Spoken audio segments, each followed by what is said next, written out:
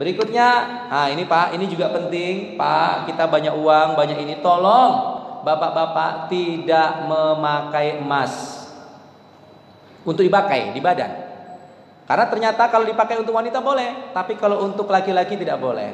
Ya, etika berpakaian dalam Islam, barang-barang perhiasan emas seperti rantai, kalung, cincin dan sebagainya yang berkaitan dengan emas laki-laki tolong jangan dipakai.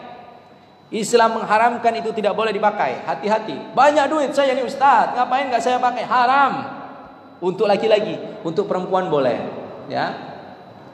Nah, ini kadang kita harus saya sampaikan ini, banyak uang segala macam dipakai. Hati-hati. Apa studinya Pak? Ternyata kalau untuk perempuan ini boleh. Kenapa? Salah satu studinya ketika wanita ini setiap bulannya ada masa menstruasi, sehingga pengendapan dalam tubuh keluar melalui menstruasi. Tapi laki-laki tidak ada masa menstruasi. Itu mengganggu kekentalan darah kita, mengganggu partikel-partikel dalam tubuh kita yang kita mungkin tidak paham, sehingga nanti mengganggu metabolisme daripada tubuh-tubuh kita laki-laki. Maka betapa banyak orang, mohon maaf nih, di YouTube di apa, mereka bangga dengan menggunakan topi emas, baju emas, apalagi kalung emas yang besar-besar, gelang-gelang emas. Ketika itu dipamer-pamerkan, tengok rata-rata umurnya tidak panjang. Yang sampai memamerkan diri di India di mana kita sebut nama itu, mohon maaf ya, untuk sebagai contoh ibroh pelajaran. Banyak itu. Ternyata di beberapa dunia, penjuru dunia, ternyata ini membuat umurnya menjadi pendek, tidak panjang. Sedikit lagi. Habis ya untuk ininya. Tanya jawab. Ya, yang 10 mulakan sebelah kanan kalau pakai. Yang ke-11, selepas beli pakaian jangan lupa berdoa bersyukur kepada Allah. 12, jangan lupa berdoa. Ini prinsip kita memakai pakaian. Boleh saya buka forum tanya jawab supaya kita tambah ilmu kita, supaya kita ini tambah wawasan kita, dipersilakan. Yuk, yang mau bertanya, saya sudah kasih waktu agak panjang. Ya, silakan Pak Haji. Assalamualaikum warahmatullahi wabarakatuh. Waalaikumsalam warahmatullahi wabarakatuh.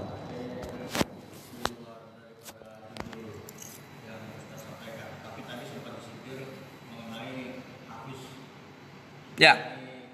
Apabila kita mempunyai anak atau cucu yang habis, maka insya Allah nanti akan menarik dari surga. Nah itu urutannya sampai ke cucu, makanya kakeknya tidak ada.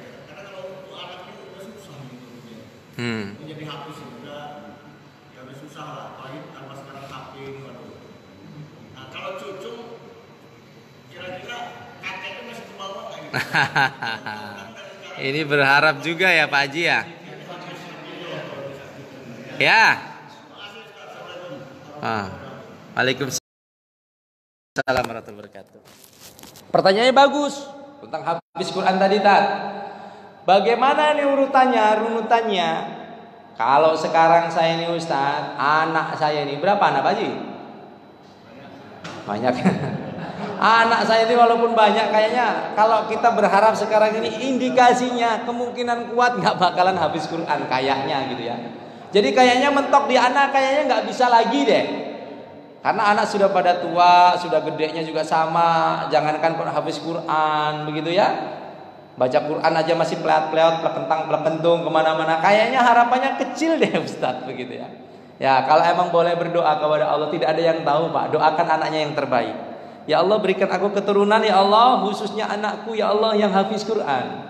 Minta kepada Allah, tidak ada yang tidak mungkin Pak. Anaknya sudah tua, diberikan anugerah hidayah, tahu-tahu malam dia seperti dapat bisikan ataupun bayangan ataupun kepentok sebentar. Aduh kayaknya saya pengen ngapal Quran deh. Gak ada yang tahu Pak. Ngapal Quran ini kalau Allah kasih anugerah, orang pun berbeda-beda. Ada yang puluhan tahun hafal Quran, ada yang 5 tahun, ada yang 3 tahun, ada yang 2 tahun, ada yang setahun, ada yang hitungan bulan Pak. Tergantung Allah maunya seperti apa. Nah sekarang pertanyaannya, yang Bapak tanyakan menjadi motifnya, Ustadz saya kalau ke anak kayaknya kecil kemungkinannya.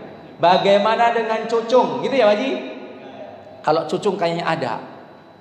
Karena masih punya anak-anak kecil, cucung-cucung kecil. Atau kecicit bisakah? Jawabannya bisa Pak Haji. Jadi keturunan ya. Rabbana hablana min azwajina wa dzurriyyatina qurrata ayun waj'alna lil muttaqina imama. Kita berdoa agar diberikan pasangan, keturunan itu yang menyejukkan pandangan. Berarti sampai ke anak, ke cucung. Maka kuncinya apa? Anak cucung ini kan tadi sampaikan dalam sebuah riwayat juga sampaikan bisa mengangkat 10 keluarganya untuk masuk ke dalam surga. Ulama menegaskan kembali, Pak, ini 10 ini apa ini? Isra ya? Oh, sudah masuk Isra. 10 ini yang sudah wajib masuk neraka, Pak. Udah wajib masuk neraka, anaknya cucunya, Datuk, ayo naik ke dalam surga. Aku punya 10 bonus orang yang bisa aku masukkan ke dalam surga. Jadi boleh Pak, cucung, cicit, buyut, canggah, wareng, udek-udek, gantung sewur, boleh. Ada kan itu ya? Apalagi itu namanya. Yang penting pada waktu di dunia kita mungkin baik terhadap anak tersebut. Ya Pak ya? Bagaimana? Kita benci banget sama cucung tersebut. Kayaknya pucung ngejengkelin, ngedongkolin, paling gak suka. Ternyata dia habis Quran. Nyahok kita nanti di akhirat. Kita masuk neraka. Dulu datuk jahat sama saya, mohon maaf, bye bye. Yang lain yang saya bawa. Nyahok kita Pak. Sudah amalan kita sedikit, dosa kita banyak, punya harapan satu, ini kok malah ngelewein kita saja. Nah makanya baik-baik sama cucung sama cicit. Ya, kalau ada yang galak-galak sama cucung, hati-hati Pak. Nanti kalau kita tua digalakin sama cucung, mau apa enggak? Udah nggak bisa jalan kita, digantian digalakin sama cucung. Nah, jangan sampai ya Pak, karena kita semakin tua semakin lemah. Cucung, cicit kita ini makin hari makin kuat Pak badannya Pak. Nah, maka perlakukan mereka dengan baik, insya Allah mereka pun akan memperlakukan diri kita dengan baik. Bahkan sampai ke akhiratnya Allah. Kita dipilih. Cung, dulu saya pernah dibeliin mainan sama datuk. Saya ingat tuh, sekarang saya balas datuk masuk surga. Bareng sama saya karena habis Quran. Amin ya Rabbal alamin. Maka minta keturunannya Pak, nggak di anak, dicucuk, dicicit. Gitu. Ya, silakan yang lain. Ya, satu lagi lah ya, ini karena keterbatasan waktu kita sudah masuk Isra. Ya, belakang boleh. Waalaikumsalam warahmatullahi wabarakatuh. Ya.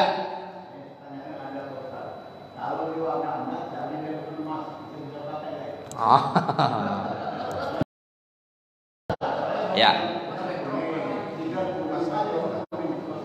Ya.